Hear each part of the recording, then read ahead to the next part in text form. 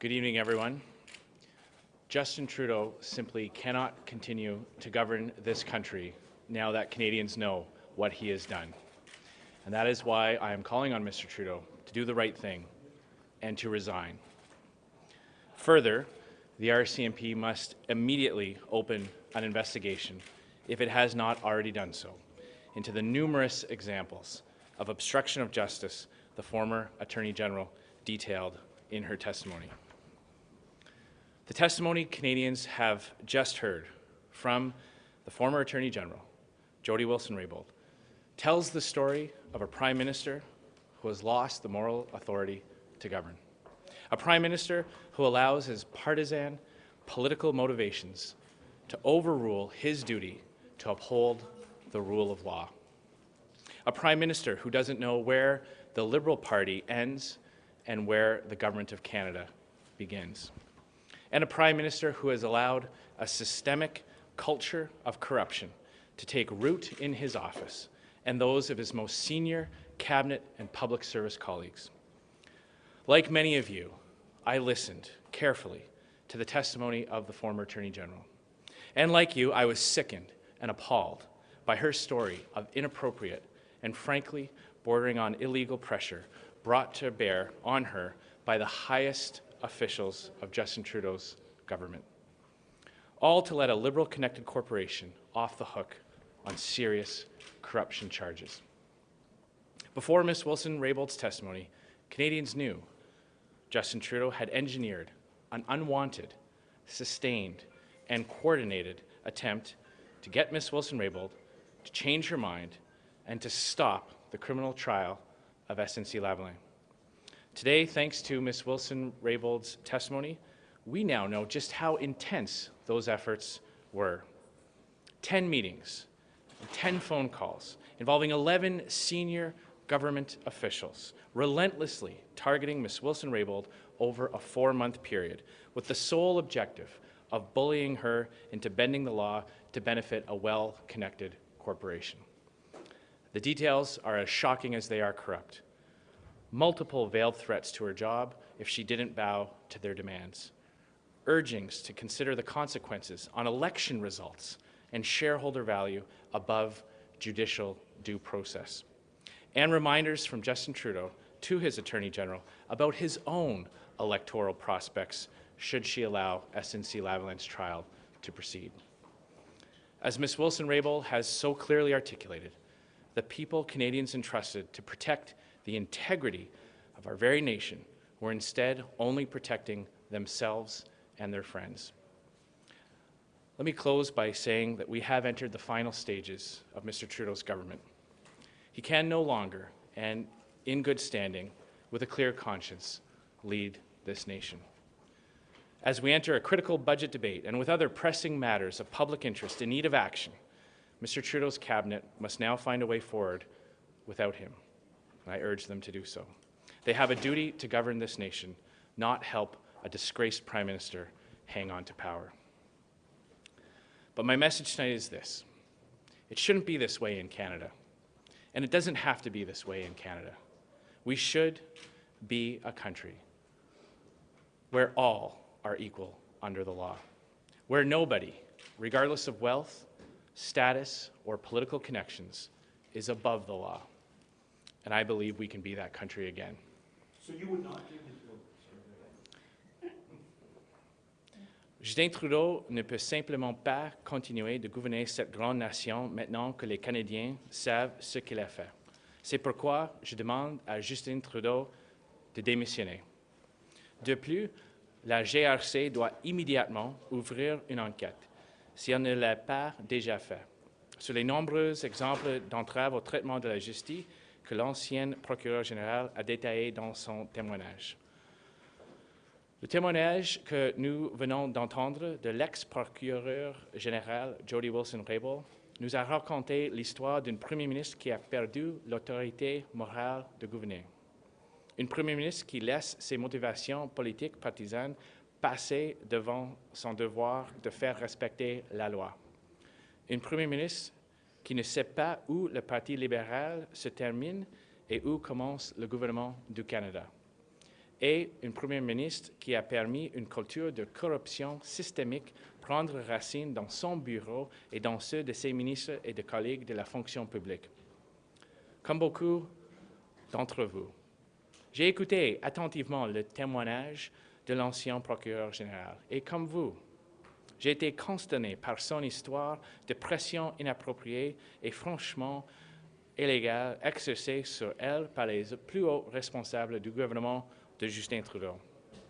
Tout cela pour laisser une entreprise de construction reliée aux libéraux se tirer d'affaire pour corruption. Avant le témoignage de Mme Wilson-Raybould, les Canadiens savaient que Justin Trudeau avait organisé une tentative non sollicitée, soutenue et coordonnée pour amener Mme Wilson-Raybould à changer d'avis et à mettre un terme au procès criminel d'SNC-Lavalin. Aujourd'hui, grâce au témoignage de Mme Wilson-Raybould, nous savons maintenant à quel point ces efforts ont été intenses. 10 réunions et 10 appels téléphoniques impliquent 11 membres et hauts fonctionnaires du gouvernement, ciblant sans relâche Mme Wilson-Raybould sur une période de 4 mois, dans le seul but de le persuader de faire changer la loi au profit d'une entreprise bien connectée. Les détails sont aussi choquants qu'ils sont corrompus. Menaces répétées et voilées contre son travail si elle ne se pliait pas à leurs demandes. Des demandes répétées à considérer les conséquences sur les résultats des élections et la valeur pour les actionnaires au-delà de la procédure judiciaire. Et des rappels de Justin Trudeau à sa procureure générale sur les propres perspectives électorales si elle choisissait de ne pas arrêter le procès de SNC-Lavalin. Comme Mme Wilson-Raybould l'a si bien expliqué, les personnes à qui on avait confié le droit de protéger l'intégrité de notre pays ne faisaient que se protéger elles-mêmes. Permettez-moi de terminer en disant que nous sommes entrés dans les dernières étapes du gouvernement de Justin Trudeau. Il ne peut plus, en règle et en toute conscience, diriger cette grande nation. Alors que nous entrons dans un débat budgétaire critique et que d'autres questions urgentes d'intérêt public doivent être résolues, le cabinet de M. Trudeau doit maintenant trouver une issue sans Justin Trudeau. Je les exhorte à le faire. Ils ont le devoir de gouverner cette nation et non aider un Premier ministre déshonoré à rester au pouvoir. Mais mon message de ce soir est la suivante. Il ne devrait pas en être ainsi au Canada. Nous devrions vivre dans un pays où nous sommes tous égaux devant la loi. Et je crois que nous pouvons être ce pays de nouveau. Merci beaucoup, Madame la Présidente. Il y a des gens qui vont trouver que vous y allez fort un peu en réclamant la démission de M. Trudeau. Qu'est-ce que vous leur répondez? Pourquoi est-ce que c'est si grave que vous demandez au premier ministre de démissionner carrément? Parce que le témoignage de Mme Wilson-Raybould ce soir confirmait qu'une campagne coordonnée, constante et inappropriée pour mettre la pression sur elle de changer une décision et ingérer dans une poursuite criminelle, c'est inacceptable et ça nuit notre système et notre indépendance de notre système de la justice. You say it was bordering on illegal. Do you think it was illegal? When you look at what the law states about the impropriety of interfering and putting pressure on the Attorney General, I believe there are certainly grounds there for a criminal investigation, and that's why I'm also calling on the RCMP to launch an investigation. What about Michael Warnick? Many people in Quebec think it's entirely appropriate to press to save SNC-Lavalin jobs and save those corporate headquarters. The corruption charges aside, where does the Conservative Party of Canada stand on whether it's appropriate to extend a DPA now to SNC-Lavalin?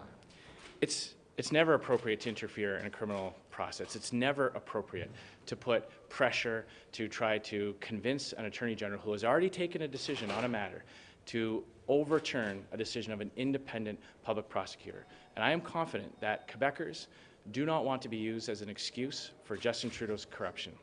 c'est important de savoir que c'est jamais acceptable d'ingérer dans une poursuite criminelle, de mettre la pression sur un procureur général pour essayer d'avoir un changement de décision. Et je suis sûr, je crois que les Québécois ne veulent pas être impliqués dans la corruption de Justin Trudeau. Parlez de What corruption, difference do you mais think the la Prime corruption, Minister's c'est une resignation définition would très make? précise. Corruption, ça définit quelque chose de très précis. Où voyez-vous précisément la corruption? Il y a eu de la corruption à SNC-Lavalin, mais en quoi est-ce que le gouvernement libéral est corrompu dans ce cas-ci? C'est pas clair, non? C'est vraiment clair.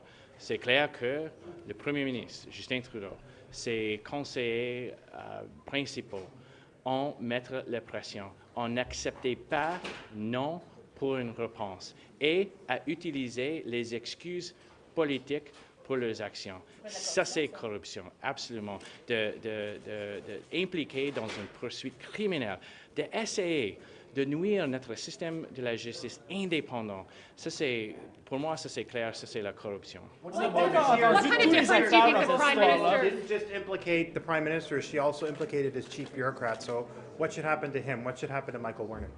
He should resign as well. On n'a pas encore What entendu difference do you tous think les the Prime acteurs dans Minister's cette crise-là. Le resignation Premier would ministre, actually sa make? chef de cabinet. Pourquoi demander sa démission maintenant alors qu'on n'a pas encore entendu tous les acteurs de cette histoire-là? M. Trudeau a passé les dernières 3 semaines à essayer chaque fois de cacher la vérité. Mme Wilson-Raybould a essayé d'exposer la vérité. C'est clair que M. Trudeau a dit les choses qui n'est pas vraies. Il a dit dès le début qu'il n'y a aucune chose de voir, que toutes les allégations sont faux. Il a dit que Mme Wilson-Raybould n'a jamais porté ses inquiétudes à lui, a discuté ses inquiétudes avec lui. Maintenant, on sait que ça, c'est faux. Alors, il a brisé la confiance avec les Canadiens. How do you know that her version of events is the truth one and that Michael Wernick's, for example, is untrue?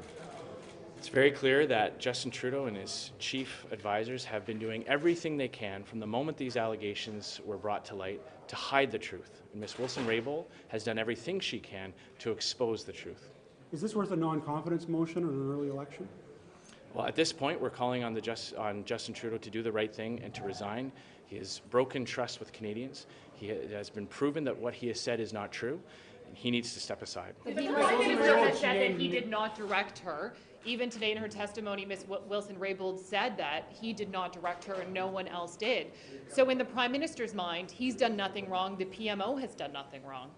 It's quite clear, Ms. Wilson-Raybould said that when the clerk of the Privy Council, when Gerald Butts, when Katie Telford was speaking to her, that she believed that was coming directly from the Prime Minister, that they were speaking for Justin Trudeau. And again, I go back to the fact that from the beginning, Justin Trudeau has tried to fool Canadians into believing that there was nothing to see here, that all the allegations were false, and that Ms. Wilson-Raybould should have brought those concerns to him. Clearly, she did. Clearly, he has said things that we know now to be false. He has broken trust with Canadians, and he needs to step aside. But if he doesn't resign and just waits for it to blow over, might it blow over?